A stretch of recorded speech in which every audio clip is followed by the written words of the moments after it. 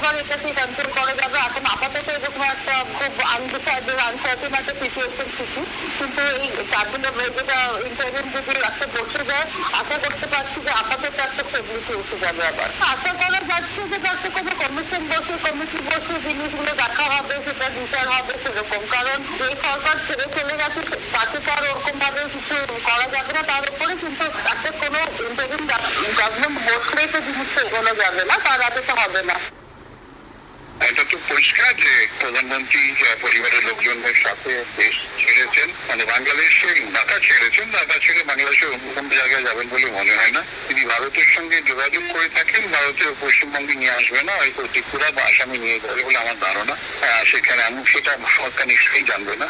এবং যেহেতু আর্মি হেলিকপ্টারে উনি গেছেন, সেটা পরিষ্কার আর্মির সঙ্গে ওনার একটা নিশ্চয়ই বোঝাপড়া রয়েছে।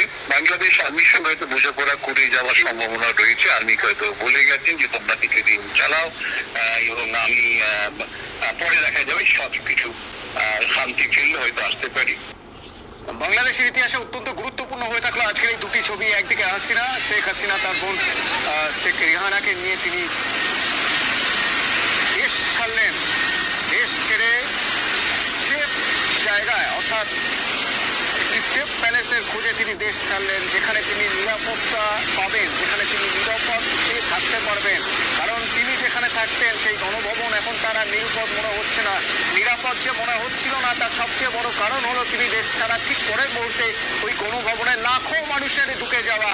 আর তার পাশের ছবিটা মুজিবুর রহমানের মূর্তি মাথায় উঠে হাতুড়ি দিয়ে ভাঙা হচ্ছে সেই মূর্তি। কি হচ্ছে বাংলাদেশে এই মুহূর্তে? বাংলাদেশের পরিস্থিতি কি?